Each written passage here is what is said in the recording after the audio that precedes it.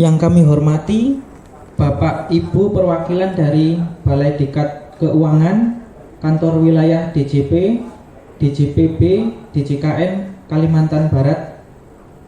Yang kami hormati Jamaah Majelis Taklim Insan Maritim Pelabuhan Pontianak. Yang kami hormati pejabat eselon 3 dan eselon 4 baik dari Kanwil dan Bea Cukai Pontianak serta seluruh jamaah yang berbahagia. Alhamdulillah, puji syukur kita panjatkan kehadirat Allah Subhanahu wa taala karena atas limpahan nikmat iman dan waktu luang sehingga kita dapat berkumpul di ruang aula ini untuk menghadiri kajian rutin dengan tema mengenali tanda-tanda dan dampak ikhlas dalam bekerja,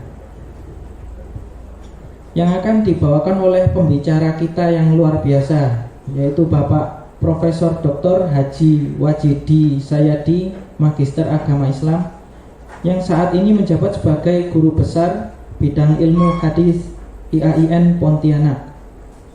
Kebetulan kali ini Kanwil DJPJ Kalimantan Bagian Barat diberi kesempatan untuk menjadi tuan rumah oleh Majelis Taklim Insan Maritim di lingkungan Pelabuhan Pontianak, karena acara ini sekaligus merayakan Hari Bea Cukai dan Hari Uang yang ke-78. Baik, sebelum memulai kajian kita pada pagi hari ini, marilah kita berdoa agar ikhtiar kita berkumpul dalam majelis ini selalu diberkahi oleh Allah Subhanahu wa taala. Berdoa dimulai.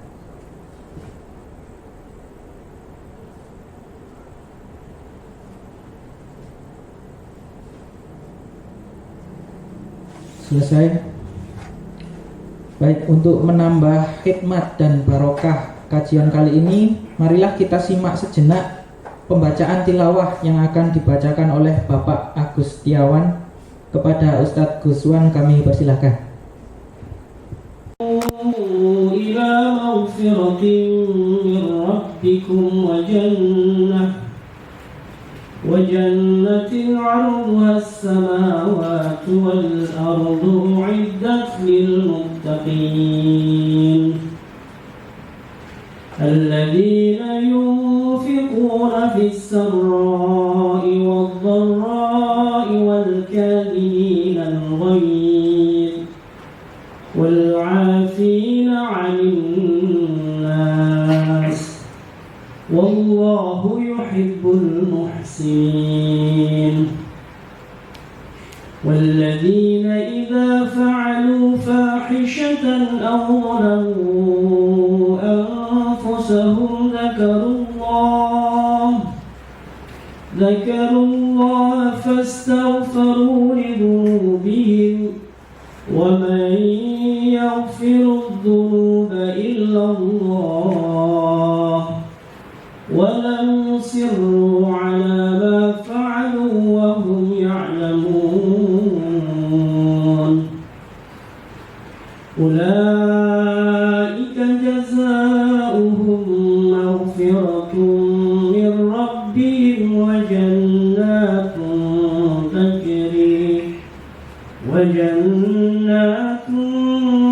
تجري من تحتها الأنهار خالدين فيها ونعم أجر العاملين قد خلت من قبلكم سنن فسيروا في الأرض فانظروا كيف كان عاقبة المكذبين هذا بيان للناس وهدى وموعظة للمتقين ولا تهنوا ولا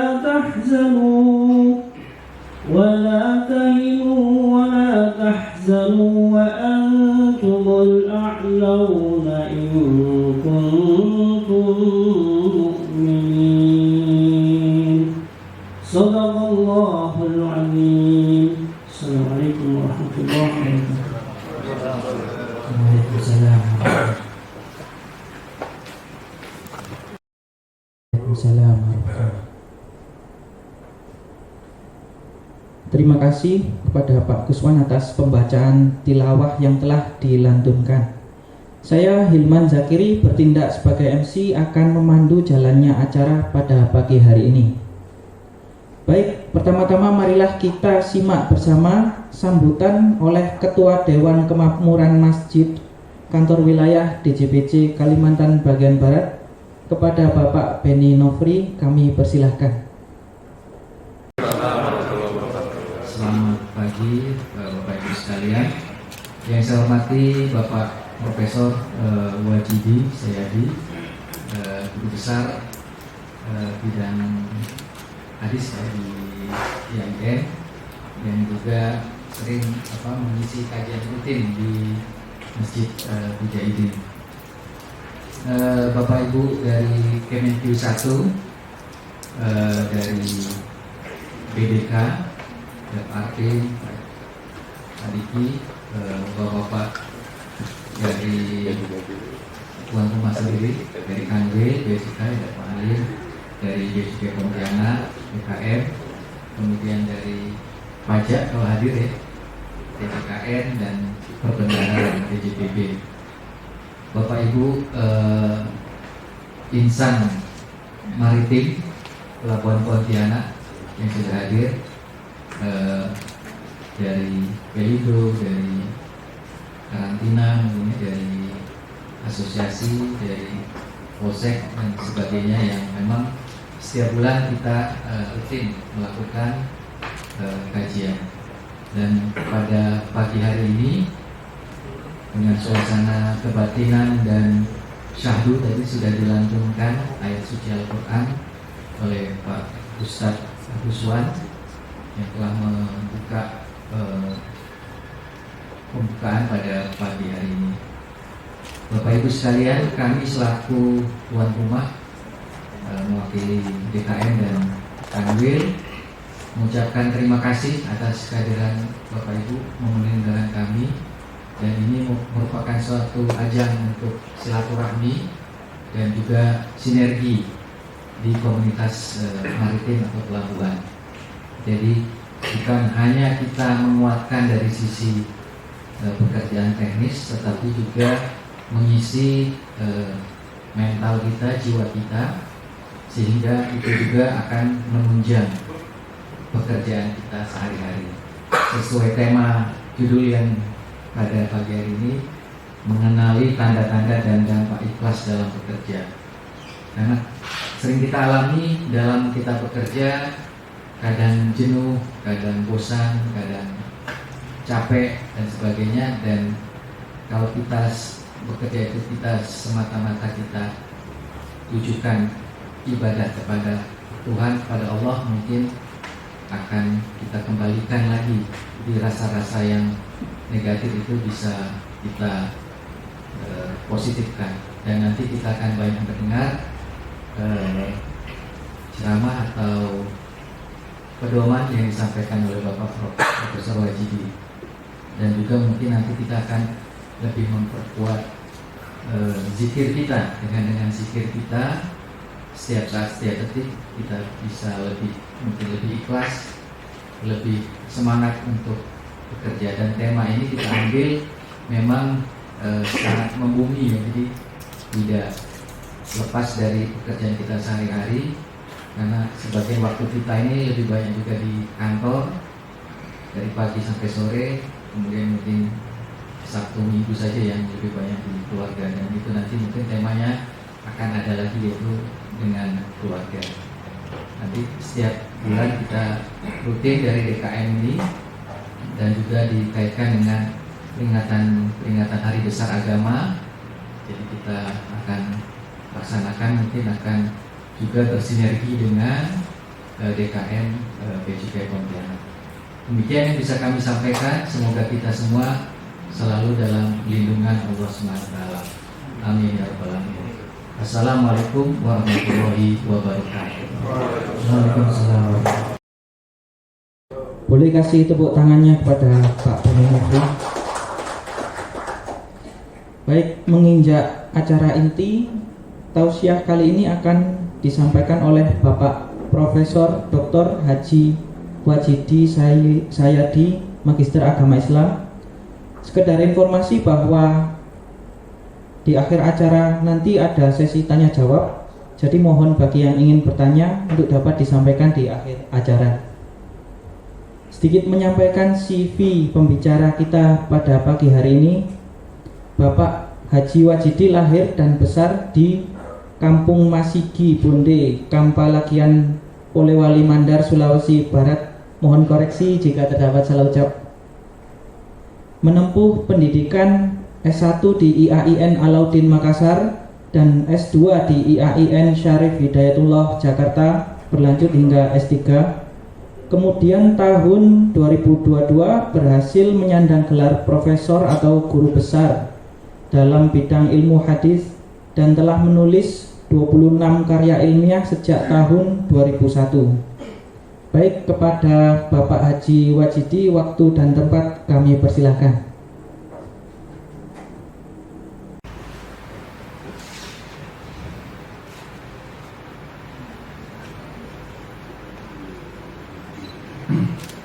Bismillahirrahmanirrahim.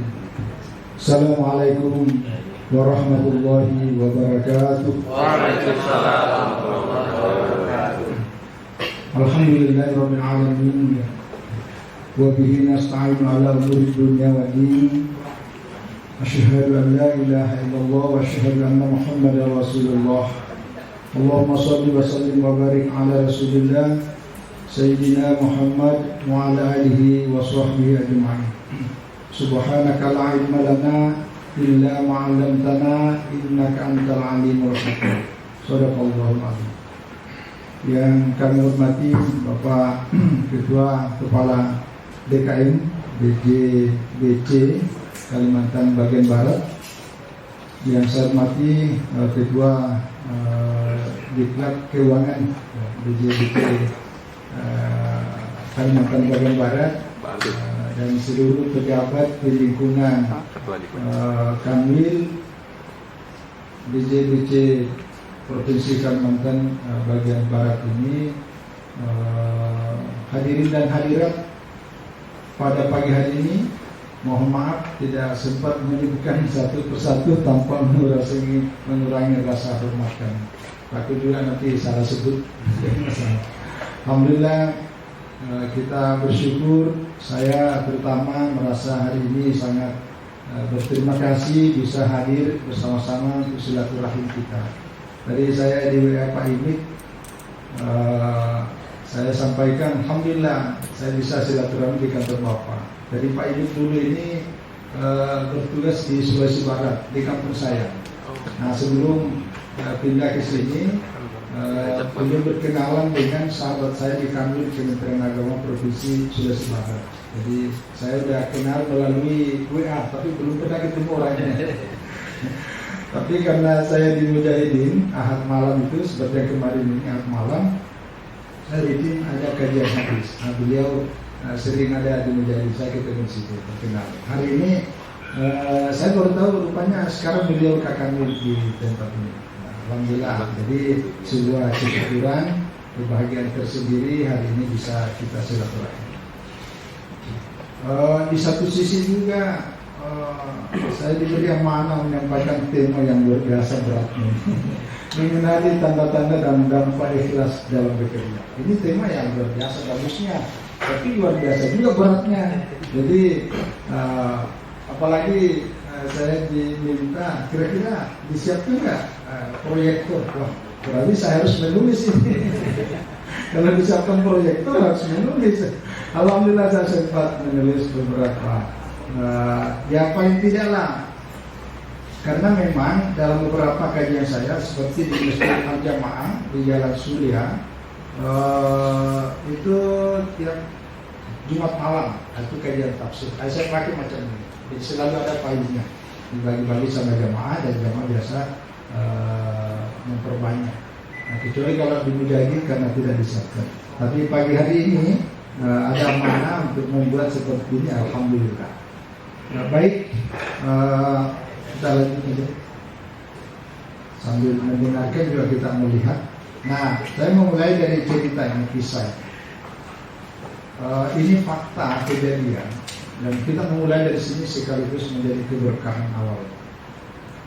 Dari dulu Rasulullah SAW ketika berangkat dari Mekah menuju ke Madinah itu satu rombongan. Nah, tiba di Madinah, para sahabat yang itu dalam rombongan Nabi ini pada capek, lelah. Akhirnya mereka tidur. Nah, karena ya Mekah, Madinah itu jaraknya sekitar 470 km, hampir 500 km. Kalau sekarang mah kita pakai bis, ya. Apalagi sekarang ada kereta cepat, ya. Sebelum coba ini kereta cepat, ya. Nah, zaman dulu belum ada apa-apa, balik pakai unta, itu luar biasa. Berapa lama perjalanan dari Mekah Madinah.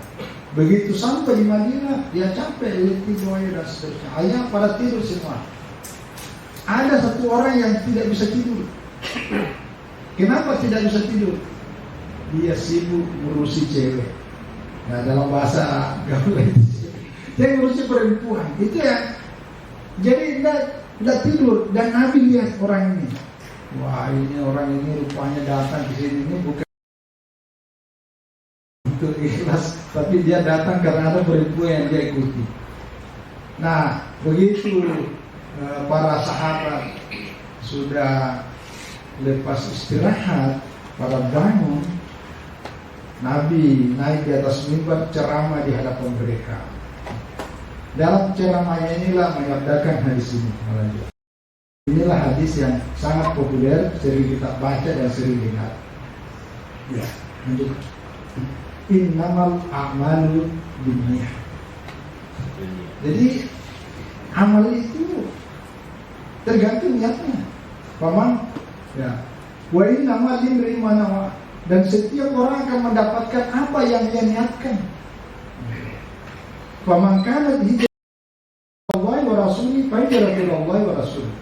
Siapa yang hijrah ya ke Madinah benar-benar karena Allah dan karena panggilan Rasulnya, maka hijrahnya dia akan mendapatkan ridha Allah dan ridha Rasul. Yang kedua, faman kana hijratu ila dunia. Siapa yang hijrah ke Madinah ya karena ada urusan dunia, yaitu bisnis, yusibuha, dia akan mendapatkan keuntungan dari bisnisnya. Nah, yang ketiga inilah yang disindir oleh Rasulullah SAW, yaitu faman kanat hijratuhu ila imra'atin. Siapa yang hijrah karena perempuan, yang kihuha, kalau sini dia tazawwajuha, maka dia akan mengawini perempuan yang bersangkutan. Fa hijratuhu ila ma hajara ilaihi. Jadi seseorang yang hijrah akan mendapatkan sesuai apa yang dia inginkan. Inilah bicara tentang ikhlas. Karena di dalam hadis ini ada 3 kelompok yang ikut dalam rombongan Nabi. Pertama, ada yang ikut dalam rombongan Nabi hijrah ke Madinah. Motivasinya itu karena dunia. Salah satu makna dunia yang dimaksud dalam hadis ini karena ingin berdagang, berbisnis di Madinah. Karena dulu kalau berangkat dari Mekah menuju Madinah, di tengah-tengah perjalanan itu rawan dari perampok, dari pembegal. Supaya aman, pura-pura bergabung seperti yang bersama Rasulullah. Kira-kira kalau kita di jalanan itu kan biasa ada pejabat lewat, bunyi sirene, itu lampu merah tidak berlaku. Kadang-kadang di belakang itu ada ikut gabung karena buru-buru. Nah, padahal itu bukan rombongannya, cuma dia memanfaatkan. Nah, kira-kira seperti inilah modelnya supaya aman. Tapi tujuannya bukan ingin berjuang di Madinah bersama Rasulullah SAW, tapi tujuannya ingin mengamankan diri dan barang bisnisnya. Nah, yang ketiga inilah motivasinya itu. Yang kedua motivasinya karena cewek, karena perempuan. Jadi motivasi cinta. Kalau perempuan yang disenangi, yang sudah terlanjur jatuh cinta kepada perempuan ini tidak ikut hijrah, dia tidak akan hijrah. Nah, yang ketiga inilah yang benar-benar bukan karena ingin berbisnis, bukan karena ada perempuan yang diikuti, tapi memang komitmennya sejak awal ingin bersama Rasulullah SAW. Jadi dalam hadis inilah sudah tergambar baik tanda-tandanya ataupun dampaknya orang yang ikhlas dengan orang yang tidak ikhlas pasti akan kelihatan dan pasti akan terasa dalam hidup kita. Ini sudah digambarkan pada zaman Nabi. Nah, jadi saya memulai dari sini karena ini langsung to the point saja. Lanjut. Nah, jadi berdasarkan latar belakang ini namanya sebabul wurud. Ya, sebab-sebab munculnya hadis.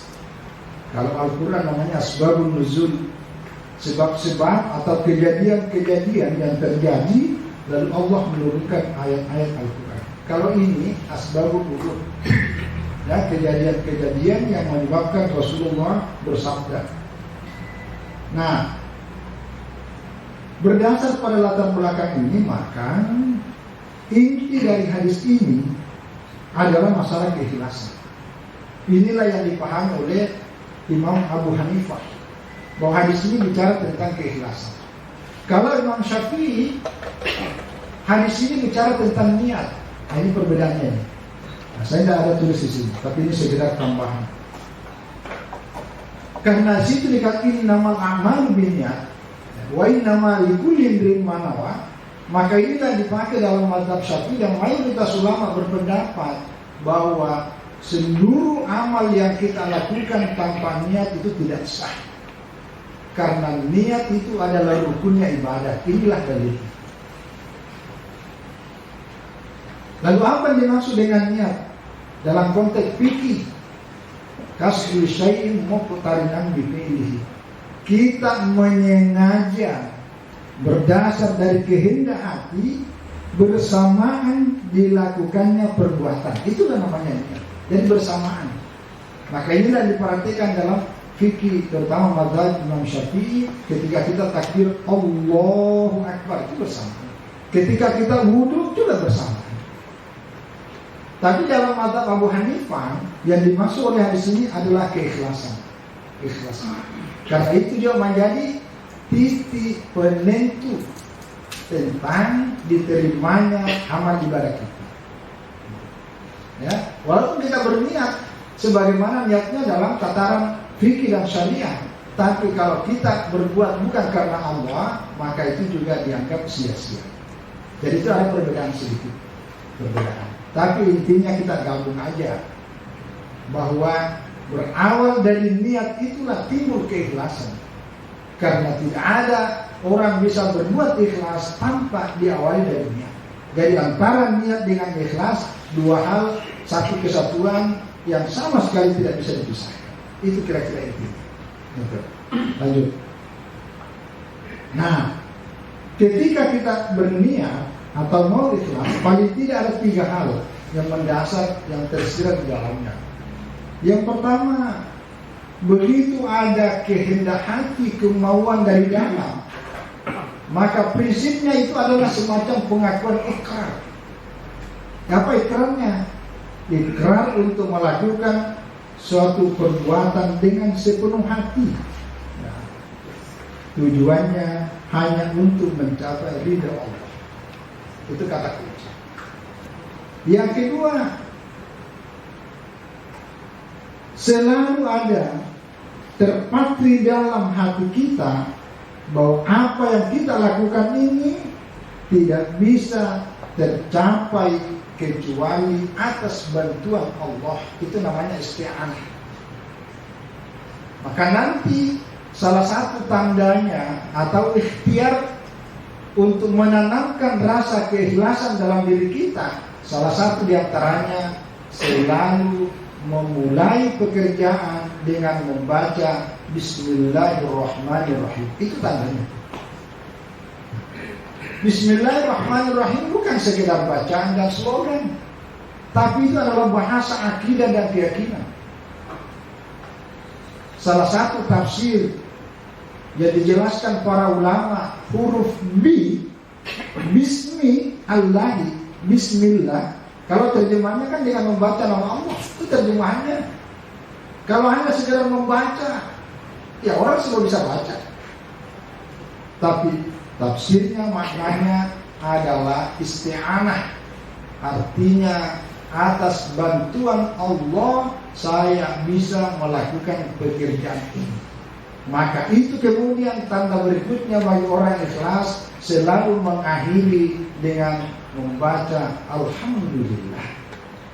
Segala puji bagi Allah, karena tidak ada yang bisa memberikan inspirasi kepada kita, tidak ada yang bisa memberikan motivasi kepada kita, tidak ada yang bisa memberikan kekuatan kepada kita untuk bisa menyelesaikan pekerjaan seberat apapun kecuali atas kekuatan dari Allah. Maka itulah mesti kita merasa bersyukur minimal dengan membaca Alhamdulillah.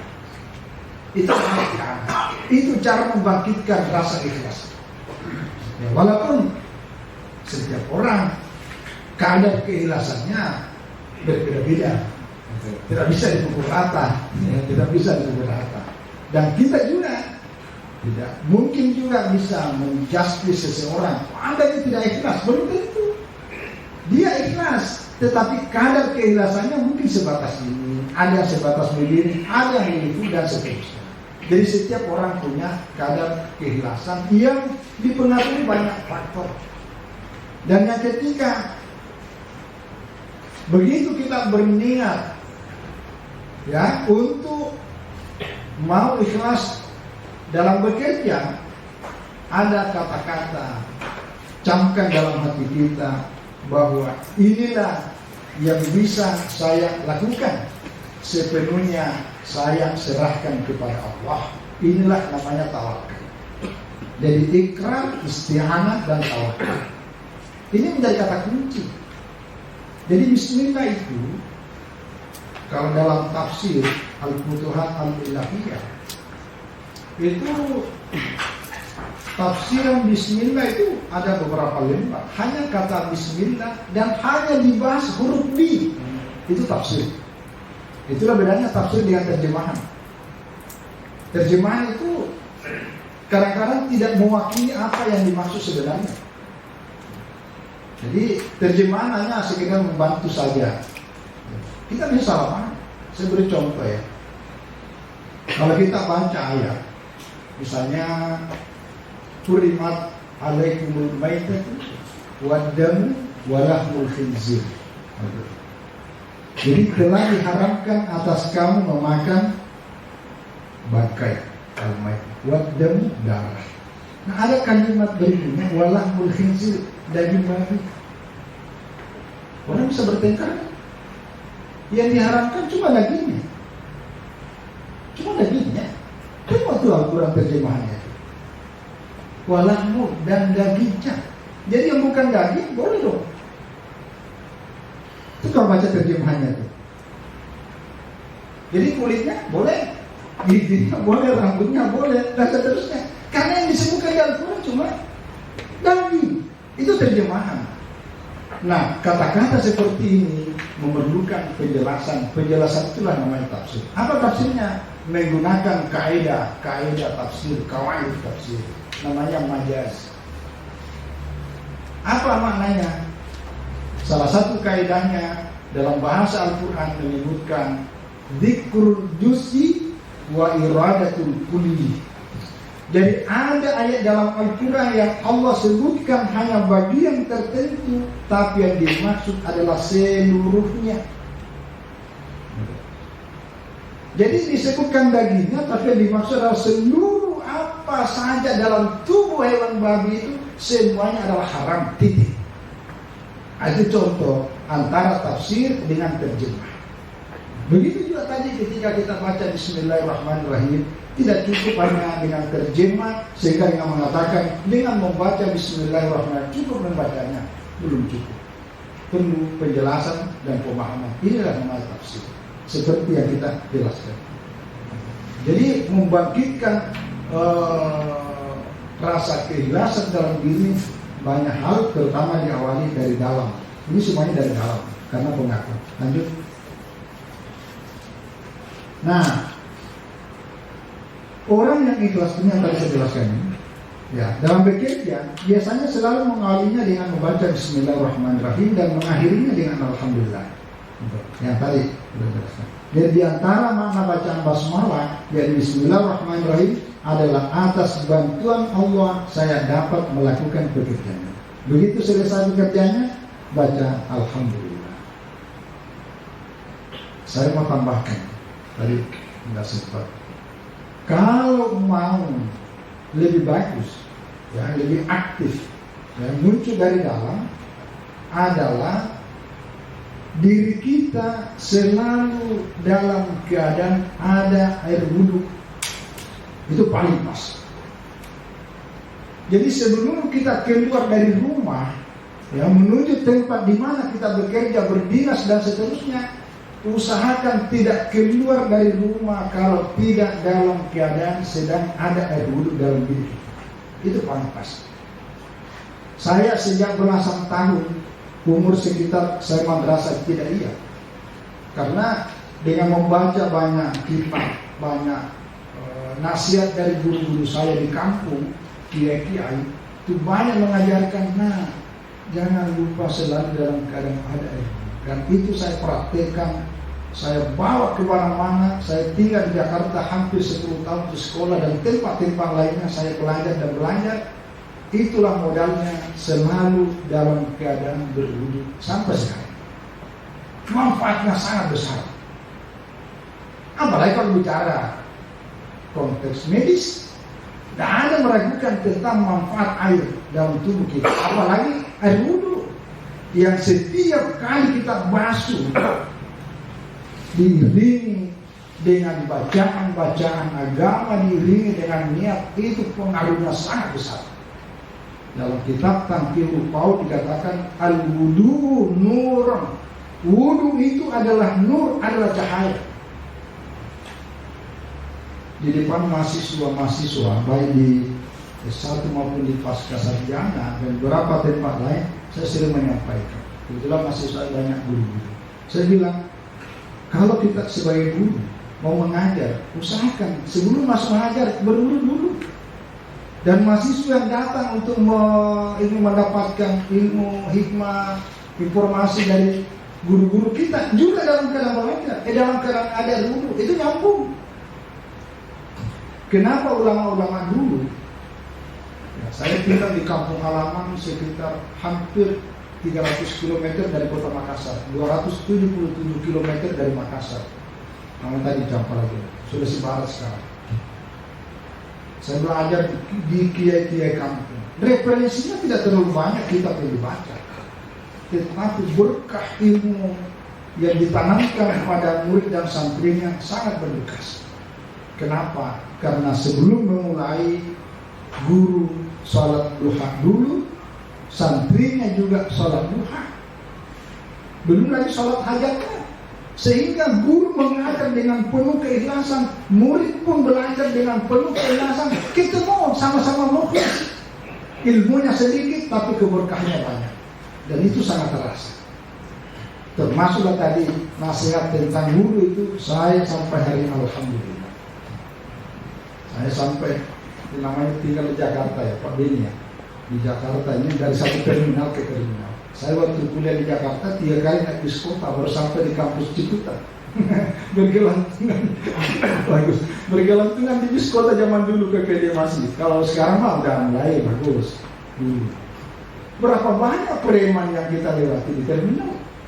Dan saya mendapati banyak kasus di Senayan, di Blok M, di Senen, di Tanjung Priok, dan seterusnya. Beberapa kiri kanan saya itu habis dipretendi. Tapi alhamdulillah lewat di depan kita. Lewat di depan kita aman. Saya menduga ini mungkin ya keberkahan dari air wudu yang selalu ada dalam diri kita, sehingga para penjahat yang niatnya tidak baik itu berbeda penglihatannya sama kita dengan orang, antara orang yang berwudu dengan kita. Itu fakta. Jadi dengan berwudu, membaca basmalah, mengakhiri alhamdulillah, itu bagian dari cara mengalirkan, mengaktifkan aktivasi dari dari dalam kita ini supaya semakin bisa kita ikhlas. Kalau enggak, kalau tidak dalam keadaan ada wudu, lupa baca basmalah, lupa alhamdulillah, itu salah satu tandanya gampang sekali kita emosi, gampang sekali kita tersinggung. Orang lain bicara bukan kita dituju, pikiran kita, wah ini saya kena. Itu sudah mulai membuat hubungan kita tidak bagus tuh, sudah tidak ikhlas tuh. Orang kalau tidak dalam keadaan wudu biasanya apa tandanya? Selain tadi itu, termasuk banyak mengeluh, banyak menyalahkan orang. Itu biasanya begitu, karena kering. Coba kalau selalu bahasa dengan ada wudu, baca basmalah, itu mengingatkan kita atas kelebihan Allah. Itu ada kontrol di sini. Itu bedanya. Ini tambahnya karena saya belum tulis di sini. Tapi inilah sangat penting. Apalagi. Nah, yang berikutnya, orang yang biasa ikhlas itu percaya dirinya tinggi, optimis, ya, termasuk produktif. Kenapa? Karena dia selalu menyandarkan dirinya kepada Allah dan yakin bahwa Allah ini maha segalanya. Itu keyakinan. Tapi kalau enggak ini, yang tadi itu bersandar pada cewek, bersandar pada bisnisnya, paling mudah kecewa. Kenapa? Karena yang dia tempat sandarnya adalah orang pekerjaan yang sangat terbatas, dan jangan kita lebih mampu daripada yang kita sandari, maka itu paling gampang kita percaya. Maka saya sering berjalan di berbagai tempat ini, terutama di dalam menjaga ketenteraman menjelang baik pilkada pileg waktu Februari, pilpres sampai sekarang ini. Nah, itu kami juga turut di berbagai tempat, terutama yang dianggap rawan-rawan sedikit karena panas antara pendukung 1, 0, 1, 2, 3, 4, 5, 6 dan seterusnya. Nah itu juga penting mengembalikan, jangan berlebihan, jangan terlalu menaruh harapan yang terlalu besar, karena pada akhirnya kita akan kecewa. Yang biasanya asa takrahu syai'an wa huwa khairul lakum wa asa tuhibbu syai'an wa huwa syarrul lakum. Jadi boleh jadi sesuatu yang kita tidak suka, malah ujung-ujungnya malah dia yang membuat kita lebih baik. Sebaliknya, kita terlalu menyenangi orang atau kelompok, ujung-ujungnya nanti malah dia yang membuat kita celaka. Jadi biasa-biasa. Jadi sandaran kita ke sana, hanya dimaksud. Jadi kalau kita ikhlas, kita tidak terlalu gampang diombang-ambingkan oleh orang, karena kita kuat, yakin, ya. Tapi tanpa juga mengabaikan, apalagi mencuekin orang, itu nggak baik. Itu nggak bagus. Jangan mencuekin orang, karena itu dilarang oleh agama. Ya. Intan surullah yang surkum fayusabbit aqdamakum. Ini ayat saya jadikan pegangan sejak ibtidaiyah sampai sekarang. Karena ini juga pesan guru saya. Jadi selain wudu yang dipesankan, ini juga ayatnya. Dulu ayat ini saya hafal. Cuma dia menggunakan bahasa daerah. Ternyata ini dimaksud. Intan surullah yang surkum wa yusabbit aqdamakum. Karena dulu saya terlahir dari keluarga miskin. Ayah saya meninggal ketika saya baru berusia 8 tahun. Saya disekolahkan orang. Akhirnya saya tinggal di pondok, dibimbing, diasuh oleh para kiai-kiai, rata-rata kakek saya semua. Karena namanya anak yatim. Bapak saya sudah meninggal. Nah, lalu inilah yang selalu diajarkan. Jangan pernah meragukan kalau Anda mengajar tanpa dibayar sama sekali. Karena tidak ada kebaikan yang kita lakukan sekecil apapun yang sia-sia. Pasti Allah akan membalasnya dengan balasan yang berbeda-beda dan caranya juga berbeda-beda. Itu yang kami pegang. Jadi lebih 10 tahun Saya di pondok, karena ada beberapa kitab saya itu dibelikan guru saya, karena saya tidak mampu beli kitab.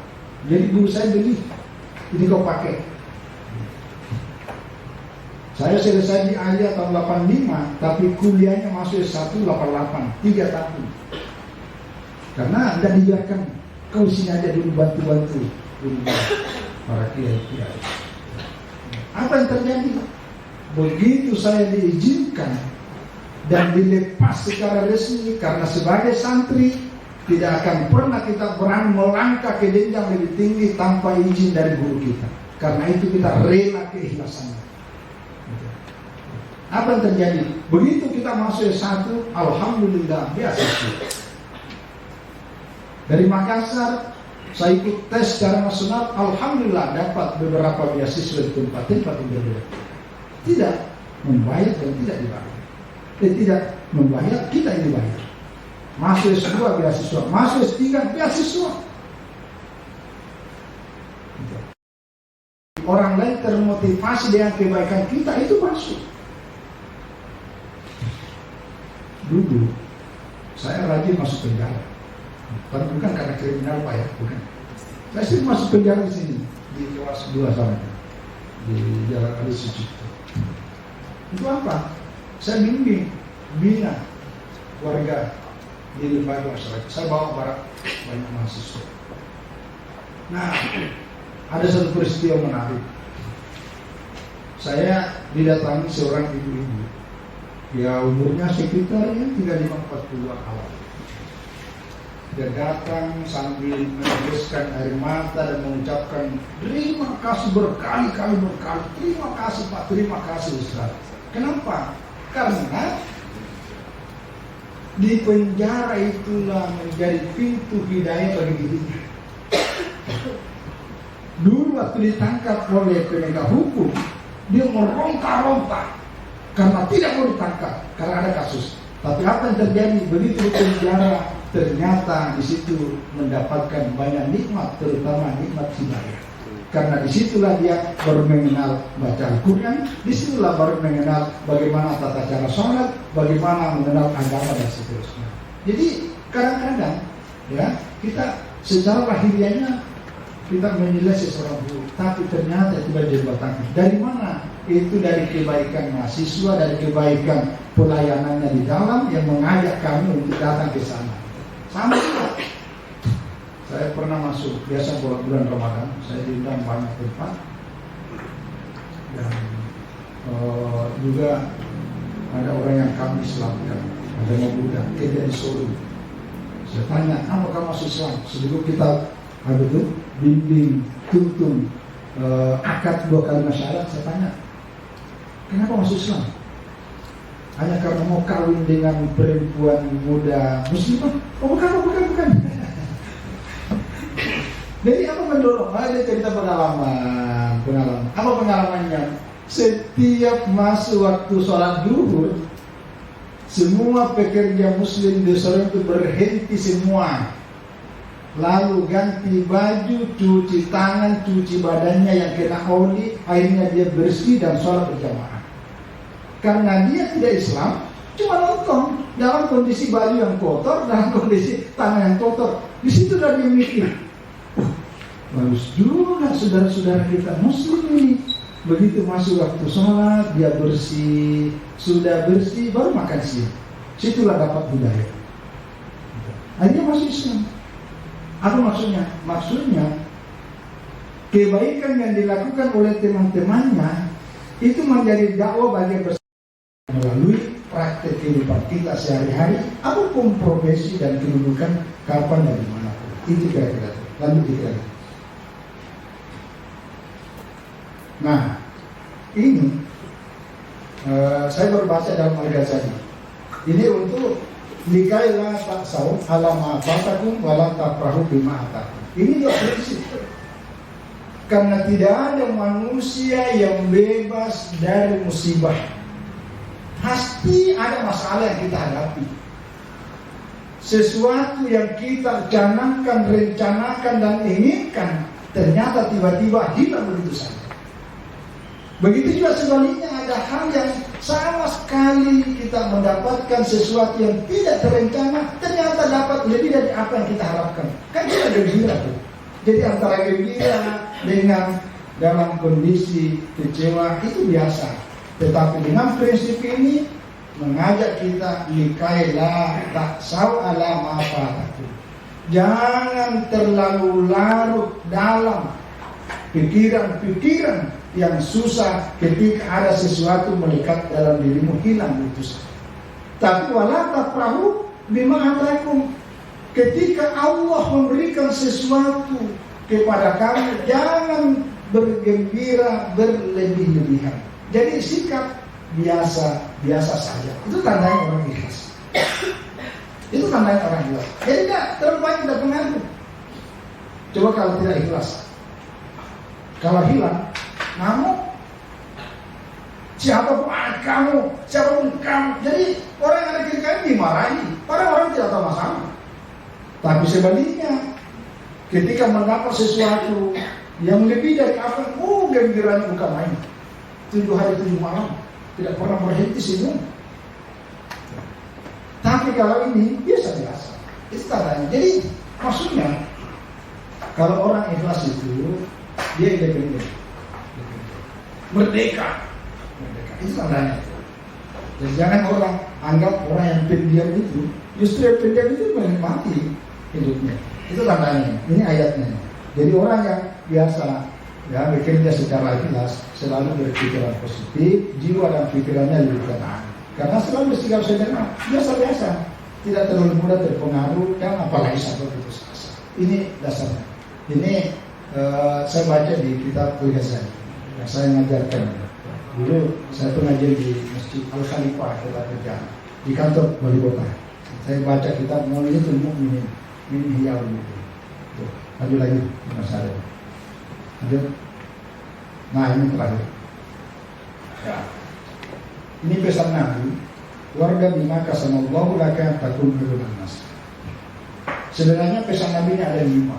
Jadi ketika Nabi berkumpul, Nabi nanya, siapa di antara kalian mau tahu 5 perkara ini?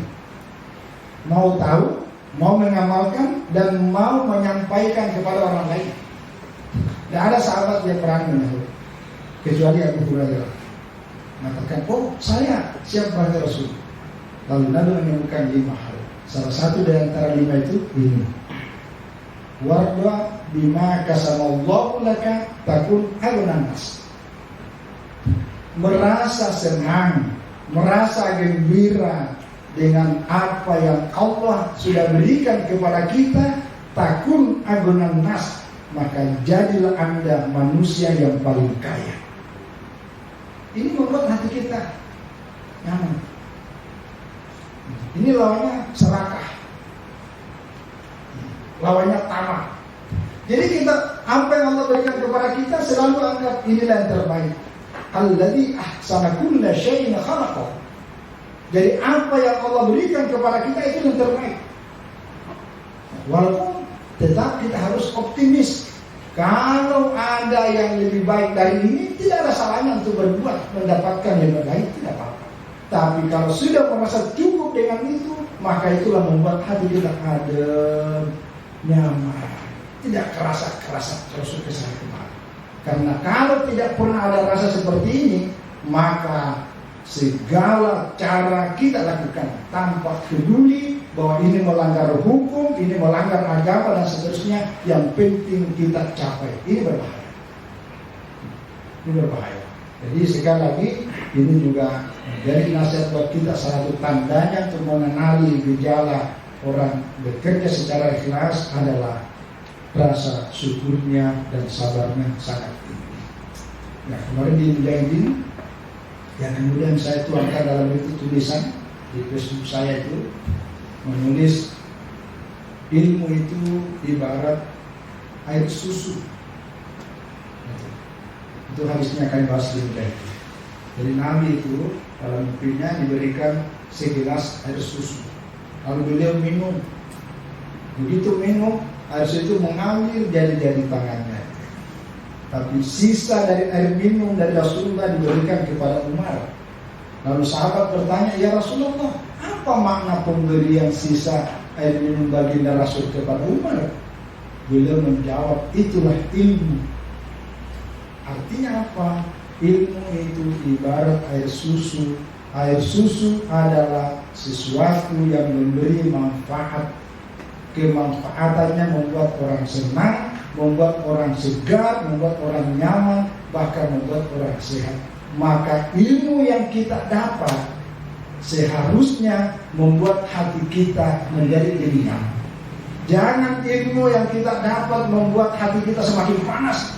Maka kalau Anda bergabung dalam sebuah grup yang isinya terlalu banyak fitnah, hapus, bersihkan aja chat itu. Karena ada cuma grup yang isinya cuma berita-berita panas hati kita. Akhirnya kita memponis orang lain jelek, karena itu beritanya adalah hoax. Jangan. Tapi ilmu yang kita dapat seperti air susu. Begitu juga rezeki. Jangan kita mencari rezeki, tapi justru rezeki itu membuat kita celaka. Tapi rezeki yang kita cari, yang kita dapat adalah rezeki yang mengangkat kita untuk semakin bisa meningkatkan kualitas ibadah kita, supaya kita bisa semakin dekat, sedekat-dekatnya bersama dengan Allah. Itulah kenikmatan, dan inilah takun al-nafas. Terakhir kali. Ada terakhir saya tulis bagian itu. Yang terlagi sama tadi ini sama. Ya. Nah, bersyukurlah selalu dalam setiap keadaan. Kesyukuran itulah kekayaan dan kebahagiaan, dan semuanya berawal dari tulus ikhlas. Saya kira ini kepada Allah Subhanahu wa taala kita bermunajat dan bermohon. Semoga hati dan pikiran kita, jiwa kita selalu ditata oleh Allah untuk bisa tumbuh rasa tulus ikhlas dalam diri kita, sehingga menghiasi dalam perbuatan kita, memberikan semangat kita di dalam bekerja, ya, yang menjadikan pekerjaan kita bernilai ibadah di sisi Allah. Wallahu a'lam bishawab. Mohon maaf atas semua kekurangan. Wassalamualaikum warahmatullahi wabarakatuh. Waalaikumsalam warahmatullahi wabarakatuh. Terima kasih, tepuk tangan.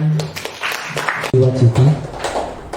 Alhamdulillah, terima kasih atas tausiah yang telah disampaikan. Siap. Ya, kami persilahkan duduk terlebih dahulu. Semoga dapat memberi petunjuk bagi kita agar semakin ikhlas dalam bekerja. Sebelum memulai sesi tanya jawab, kami mohon izin mengedarkan kotak infak untuk diisi seikhlasnya oleh para jamaah untuk keberlangsungan majelis taklim insan maritim di lingkungan Pelabuhan Pontianak. Baik, selanjutnya kita menginjak sesi tanya jawab. Kami persilahkan bagi para jamaah yang ingin bertanya. Untuk sesi pertama ini kami sediakan 3 penanya dahulu. Siap. Pada Bapak Alim kami persilahkan. Oh, siap. Alim. 1 Pak Alim, 2 lagi kami persilahkan.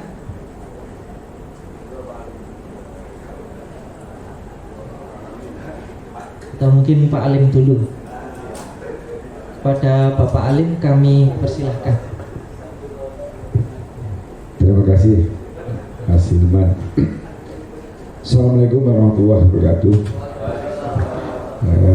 Saya muliakan, saya hormati, saya takzimi Ustadz Profesor.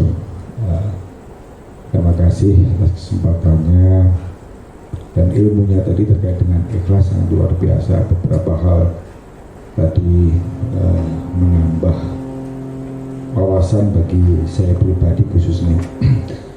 Ini pada kesempatan pagi hari ini ada 2 hal barangkali mohon izin untuk mungkin bisa memberikan tambahan wawasan.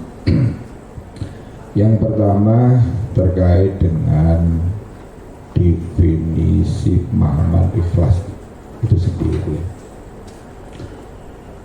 Kalau saya terutama karena dari Jawa, dari Jawa Timur, Tulungagung, itu memahami ikhlas itu kadang-kadang agak rancu, Prof. Pertama, pada saat kita ketemu sesuatu tadi, kalau kita melihat definisinya kan hanya lillahi ta'ala gitu ya, ikhlas. Kalau saya di kampung dulu mohon izin, itu ikhlas. Kalau guru-guru saya di kampung dulu ngasih taunya itu sanepo, itu apa ya, pemadanannya itu kayak kita mohon izin, ini kayak orang buang air hajat, buang hajat, jadi tidak pernah melihat setelah kita melepas. Artinya memang benar-benar lillahi ta'ala. Tapi di satu sisi kita kadang-kadang berharap. Contoh, kalau kita melihat hadis, mendengar hadis kita, kalau kita memberi, Allah menjanjikan 70 kali lipat 700. Saat saya melakukan itu, kadang-kadang saya punya rojak, punya harapan. Nanti harapan saya diganti sama Allah. Gitu. Jadi memang kadang-kadang wah itu gak ikhlas, itu harusnya ikhlas itu ngasih aja, sedekah aja, mau berbuat baik saja, sudah titik kan gitu. Tapi sebagai manusia biasa kadang-kadang saya berbuat baik begini berharap ada balasan karena Allah yang menjanjikan kan begitu. Kadang-kadang kita juga sering mendengar kita harus berdagang dengan Allah kan begitu, kita melakukan kebaikan segala macam. Nah itu saya mengharapkan rojak dari Allah, saya berharap nih dari Allah. Apakah itu termasuk dari pemahaman ikhlas tadi atau itu sudah kayaknya udah keluar gitu?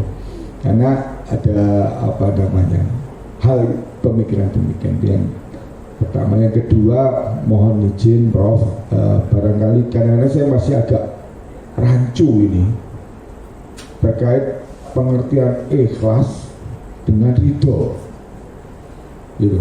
Kadang-kadang ya udahlah, kalau barangkali udah ikhlaskan saja lah, udah ridho aja lah gitu. Kadang-kadang agak rancu di dalam kehidupan sehari, terutama di Jawa ya kami, kadang udah ridhokan aja lah, ikhlaskan aja. Sebenarnya ini ikhlas apa ridho gitu? Ikhlas itu yang mana, ridho yang mana? Nah, mungkin kalau tadi di slide penutup kan tulus ikhlas kan gitu.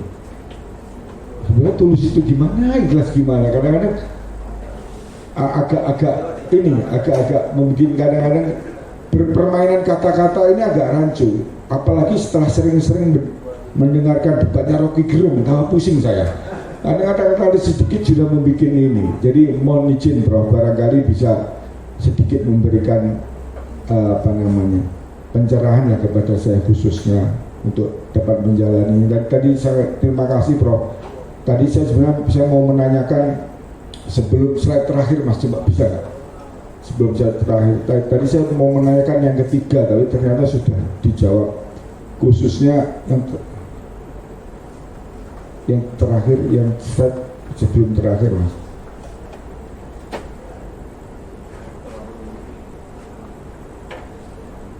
Ini terakhir kan, sebelumnya. Nah ini kan sebelumnya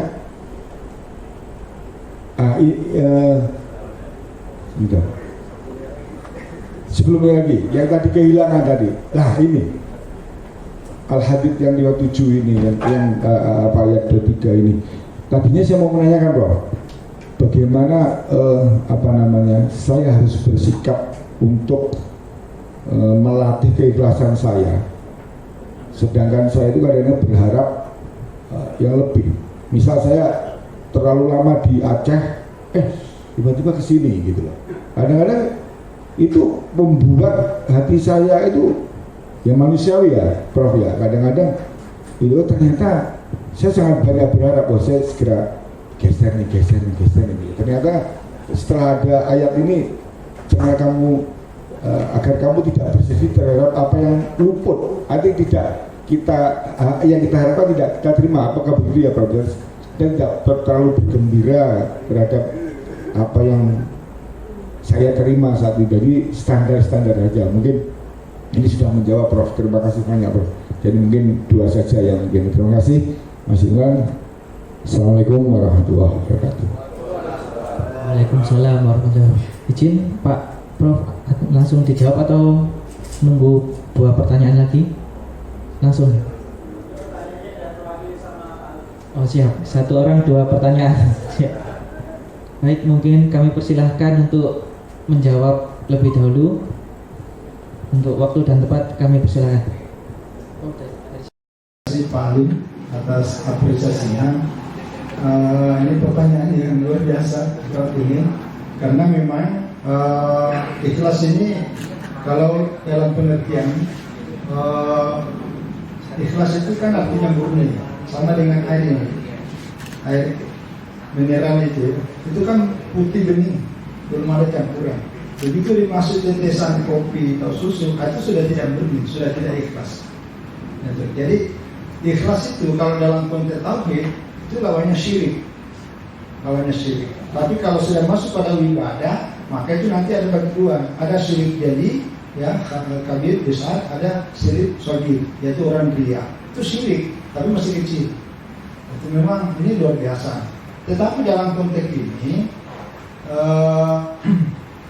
seperti yang disampaikan tadi, kalau kita berharap ya kepada Allah atas amalan yang kita lakukan sebagaimana yang Allah sabdakan dalam Al-Quran, bahwa Allah akan membalas lebih dari apa yang kita lakukan. Atau dalam hadis-hadis mengenai keutamaan, gitu kan? Siapa yang bersedekah maka Allah akan, siapa yang akan berbuat baik Allah akan memberikan ya pahala atau nilai yang berkali-kali dan seterusnya. Nah, ketika kita berharap seperti itu, kita berbuat karena ingin mendapatkan pahala, kira-kira masih ikhlas enggak? Iya, masih. Kenapa? Karena pertama, karena kita yakin bahwa Allah pasti memberikan balasan.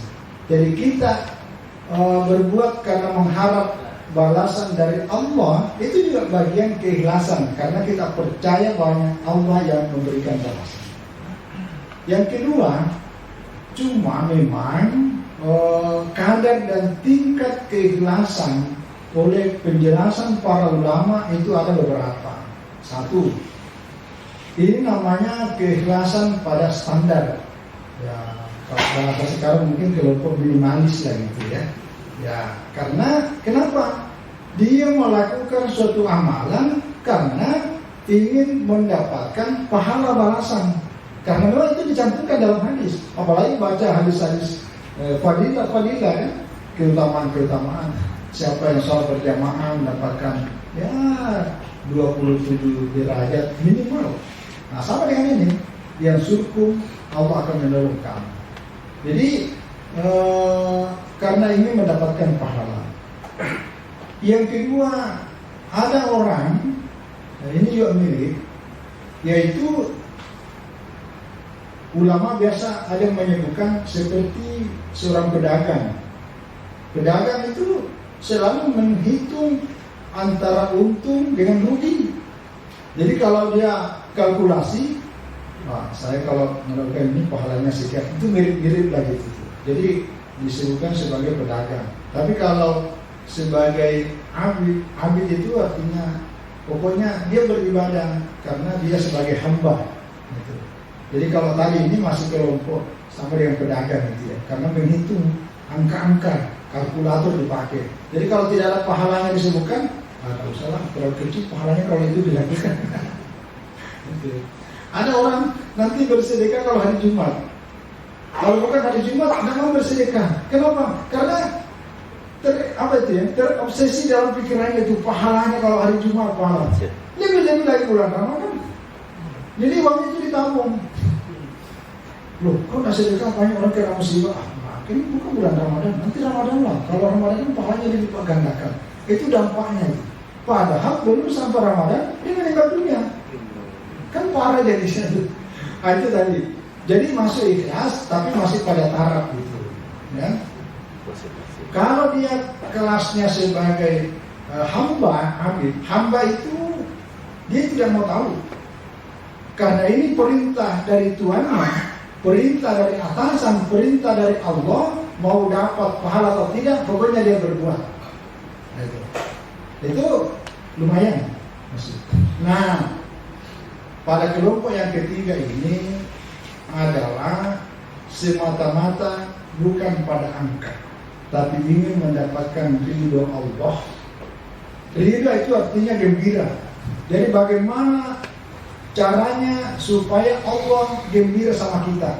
Kalau Allah sudah gembira sama ridho, maka amalan yang kecil bisa menjadi lebih besar nilainya sisi Allah. Sehebat apapun rencana orang ingin berbuat jahat kepada kita, Allah menutup pintu kejahatannya dengan berlapis-lapis. Karena Allah sudah ridho. Sama dengan kita. Kalau kita sangat ridho kepada anak kita, apapun yang mau dibeli dalam kondisi keuangan yang tidak terlalu lapang, tetap aja kita cari duit, bahkan pinjam duit untuk membuat anak kita. Karena kita sangat gembira kepada anak kita. Nah, begitu Allah ridha kepada kita, maka itulah yang diharapkan. Dan ini yang paling tinggi. Tapi untuk Allah ridha atau kita ridha, dari pertanyaan kedua itu berawal dari ikhlas. Karena kata kunci ridha, ya ayyatuhan nafsul mutmainnah irji'i ila rabbiki radiyatan mardiyah. Itu panggilan yang tidak ada lagi di atasnya yang kita harap. Kalau Allah memanggil kita di akhir-akhir ayatnya, kita dijemput oleh Allah. Jadi kalau kelompok sufi yang di atas itu tertinggi itu, dia tidak menyebut kita mati, kita meninggal, kita dijemput.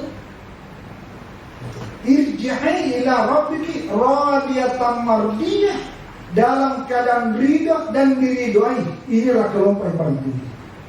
Maka kalau kita beribadah hanya berharap pada ridha Allah, maka tidak ada beban sama sekali, kalkulator tidak berfungsi. Coba kalau kalkulator, ini Allah pengalaman cerita, wallahu a'lam bishawab. Ketika naik haji, kan kalau baca hadisnya, satu kali sholat di Masjidil Haram itu lebih utama daripada 100.000 sholat di tempat lain.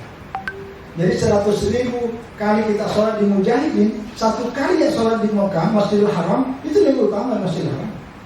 Kalau di Madinah, 1000 kali bandingannya. Kalau kita di Palestina, di Masjid Al-Aqsa, bandingannya 500. Nah coba, berapa lama umrah Pak? 10 hari.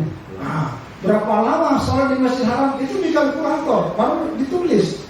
Udah sekian kali saya sholat di Masjid Haram. Begitu pulang ke tanah air, kenapa kelihatan masjid? Makanya gimana? Kan muncul-muncul. Katanya, selfie-nya, simpanannya masih banyak. Ini namanya salah kaprah karena beragama menggunakan mesin kalkulator. Jadi tetap ini ikhlas karena berbuat karena Allah, ya, karena mengharapkan pahala dari Allah sesuai keuntungannya. Tetapi kelasnya terlalu ke bawah. Jadi masih kategori ikhlas, masih ikhlas, cuma itu tingkatan-tingkatannya. Jadi, nah itulah kira-kira, ya. Terus yang kedua tadi, ya sama tadi sudah teruskan bahwa antara ikhlas dengan ridho, ya orang tidak bisa ridha kalau tidak memulai dari ikhlas. Jadi dari hati nurani. Nah, nanti dari hati nurani itulah kita ridho.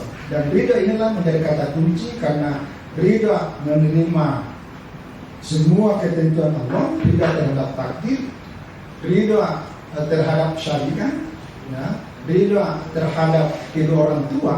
Jadi kalau kita ridho terhadap kedua orang tua kita, walaupun orang tua kita bodoh, orang tua kita miskin, orang tua kita dengan segala kekurangannya, tetap kita ridho, maka Allah akan ridho kepada kita. Nah, itu. Jadi kata ridho itu menjadi kata kunci. Kira-kira gitu. Wallahu a'lam. Terima kasih Pak. Terima kasih Bapak Haji. Terima kasih. Baik, kami persilahkan untuk penanya berikutnya kepada para jamaah. Apakah ada yang ingin ditanyakan?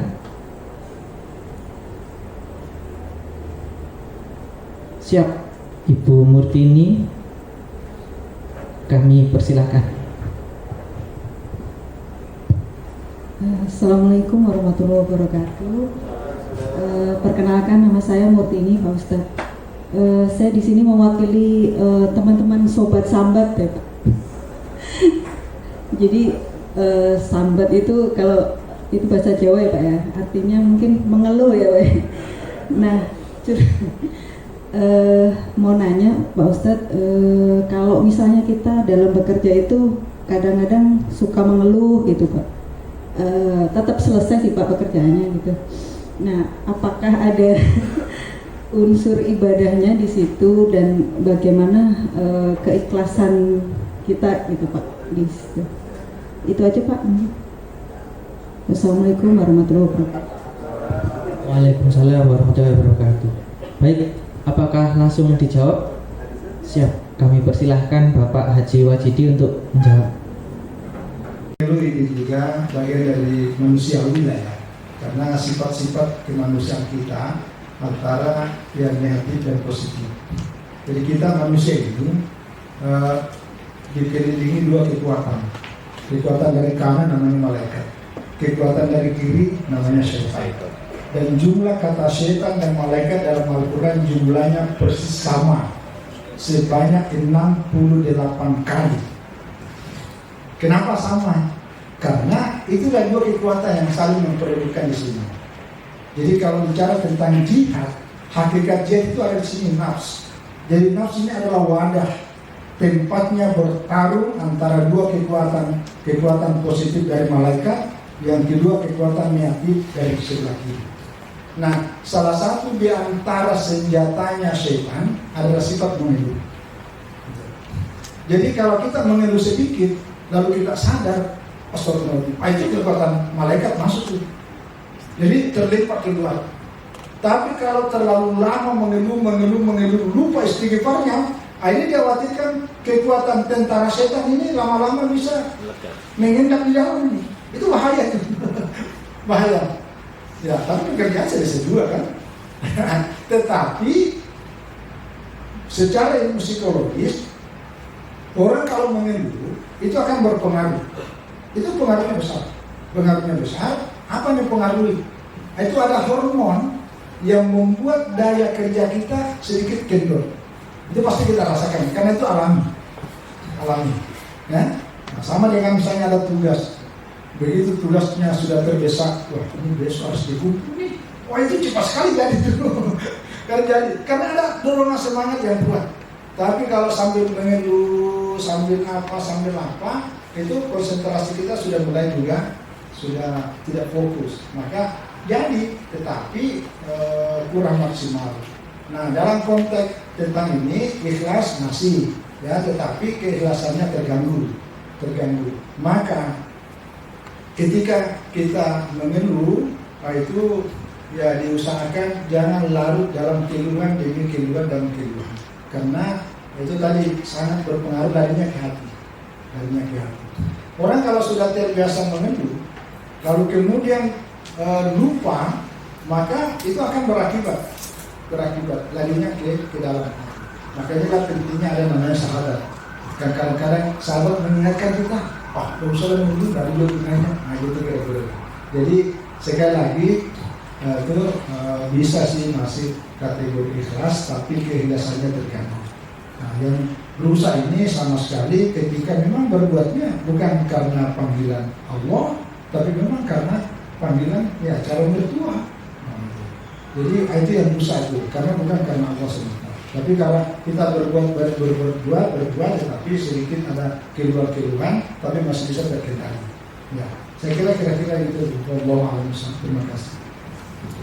Terima kasih atas jawaban yang diberikan. Boleh kasih tepuk tangan?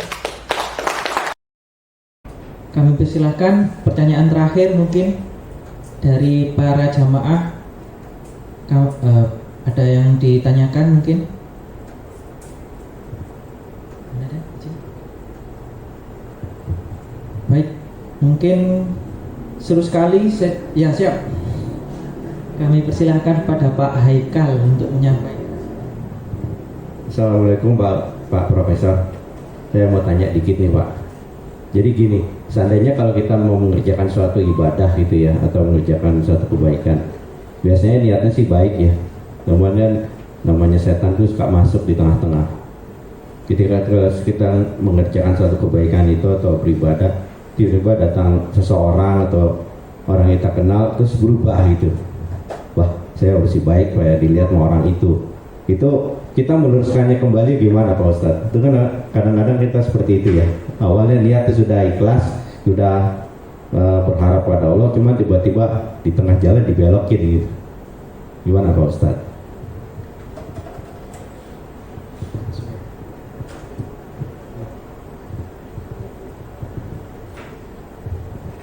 Kami persilahkan untuk menjawab kepada Bapak Haji Wajidi. Baik, makasih banyak Pak Haji Haikal. Jadi ikhlas ini memang kadang-kadang bisa berubah di tengah jalan. Nah, nanti perubahannya mana lebih dominan, apakah perubahannya keluar dari ikhlas dari awal yang dominan, atau bisa kembali lalu kemudian rasa ikhlasnya masih mendominasi daripada yang sebelumnya. Contoh gini, ini penjelasan Al-Ghazali. Ada orang pergi dulu ya, masih zaman peperangan, kan berangkat dari rumah itu ingin berjuang di jalan Allah, jihad fisabilillah. Itu berangkat dari rumah niatnya. Begitu keluar dari halaman rumah, dia lihat orang banyak, wah, berubah niatnya itu, supaya saya dikenal sebagai pemberani. Berubah niatnya itu, supaya saya dikenal sebagai pemberani. Itu pemberani. Nah, itu sampailah pada medan peperangan. Nah, ketika sampai pada ikut dalam peperangan, niatnya yang semula adalah lillahi ta'ala tanpa ada embel-embel apapun, tapi di tengah jalan berubah karena situasi dan kondisi yang ada sekelilingnya, ini menjadi seorang yang sangat terkenal dan dikenal dalam sejarah sebagai pahlawan. Maka niat awalnya rusak karena dia tidak sempat mengembalikan niat semula. Satu. Yang kedua, ada orang berniat dari awal, begitu di tengah jalan karena masih panjang perjalanan, dia berubah. Karena banyak faktor. Belum sampai medan peperangan, saya istighfar. Wah, saya salah nih, pasal lagi niatnya. Ini kan udah di tengah jalan nih, tengah jalan. Nah, kalau di tengah jalan ini, niat yang keduanya itu ingin dikenal sebagai pahlawan, dia bisa hilangkan dari benak pikirannya dengan istighfar untuk memasang niat kembali seperti awal semula, maka itu dihitung seperti masih ikhlas pada awal. Yang ketiga, kalau dia di awal ikhlas, berikutnya berubah, ikhlas kembali, berubah lagi, sampai pada selesai suatu kegiatan, maka ukurannya kembali pada dominasi. Mana yang paling dominan? Ketika kita awalnya berniat ibadah, tiba-tiba berubah karena ada orang. Nah, kalau dominannya karena faktor orang bersangkutan, maka tingkat keikhlasan yang awal ikut rusak. Ya. Tetapi kalau kita masih sempat ya istighfar dan kembali dominan untuk masih ada sedikit di hati kita bahwa waduh salah tadi ini, saya hanya semata-mata karena Allah, maka itu masih dapat tentang nilai keikhlasan. Itu penjelasan tentang tingkat keikhlasan yang biasa memang dipengaruhi banyak hal, dan itu biasa kita. Maka itulah sebabnya ya kita selalu istighfar tadi, istighfar karena setiap saat 1001 macam pintu dan tentara setan berada di sekeliling kita. Sama juga kalau kita sholat. Kan kadang-kadang kalau kita sholat dulu lupa, terutama sholat dulu dan asar. Ini rakaat ketiga keempat ya. Nah, itu yang ketiga karena banyaknya pikiran kemana-mana. Maka itu kembali ke awal tentang ibadah kepada Allah, Dan kata kuncinya selalu merasa berada di hadapan Allah, kita sebagai hamba dan yang di depan kita adalah pemilik segalanya. Dengan merasa begitu, maka kita ada kendali. Itu salah satu kata kunci. Kira-kira gitulah. Wallahu a'lam bishawab. Terima kasih banyak. Siap. Terima kasih Bapak Haji Waji. Siap. Izin Pak Beni. Iya, siap. Baik, seru sekali sesi diskusi kita kali ini. Namun mengingat keterbatasan waktu, sayang sekali sesi tanya jawab harus kami akhiri. Sebelum menutup acara, marilah kita berdoa bersama yang akan dipimpin oleh Bapak Haji Wajidi agar kiranya perjuangan kita mencari nafkah untuk keluarga, baik dari layanan pemerintahan maupun sektor swasta, senantiasa diberikan keberkahan oleh Allah Subhanahu wa Ta'ala. Kepada Bapak Haji Wajidi kami persilahkan naik ke panggung. Baik, sebagai rangkaian akhir dari acara pengajian kita pagi hari ini, mari kita bermunajat, berdoa kepada Allah Subhanahu wa Ta'ala.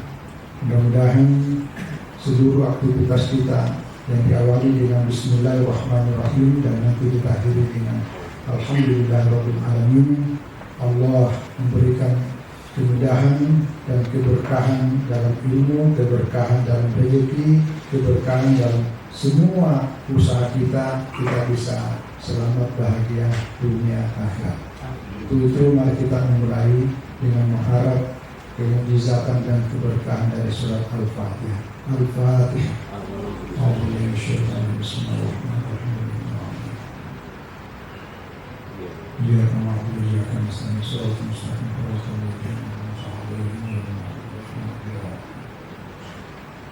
أعوذ بالله من الشيطان الرجيم. بسم الله الرحمن الرحيم. الحمد لله رب العالمين حمدا يوافي نعمه ويكافئ مزيدا. يا ربنا لك الحمد كما ينبغي لجلال وجهك وعظيم سلطانك. اللهم صل وسلم وبارك على سيدنا محمد وعلى آله وصحبه أجمعين. اللهم إنا نسألك الخير والبركة والسلام في هذا اليوم ونعوذ بك من شر ما خلق. اللهم اهدنا سبل السلام ونجنا من الظلمات إلى النور. اللهم اصلح لنا ديننا الذي هو عصمة أمرنا، وأصلح لنا دنيانا التي فيها معاشنا، وأصلح لنا آخرتنا التي إليها معادنا، واجعل الحياة زيادة لنا في كل خير، واجعل الموت راحة لنا من كل شر. اللهم علمنا بما جهلنا وذكرنا بما نسينا وارزقنا فهما ثابتا. اللهم إنا نسألك علما نافعا وعملا متقبلا ورزقا واسعا حلالا طيبا. ربنا اغفر لنا ولوالدينا وارحمهم كما ربونا صغارا. ربنا أوزعنا أن نشكر نعمتك التي أنعمت علينا وعلى والدينا وأن نعمل صالحا ترضاه وادخلنا برحمتك في عبادك الصالحين. ربنا ظلمنا أنفسنا وإن لم تغفر لنا وترحمنا لنكونن من الخاسرين. ربنا آتنا في الدنيا حسنة وفي الآخرة حسنة وقنا عذاب النار. ربنا تقبل منا إنك أنت السميع العليم وتب علينا إنك أنت التواب الرحيم. وصلى الله على سيدنا ومولانا محمد وعلى آله وصحبه وبارك وسلم. سبحان ربك رب العزة عما يصفون وسلام على المرسلين والحمد لله رب العالمين. اللهم صل على سيدنا محمد. اللهم صل على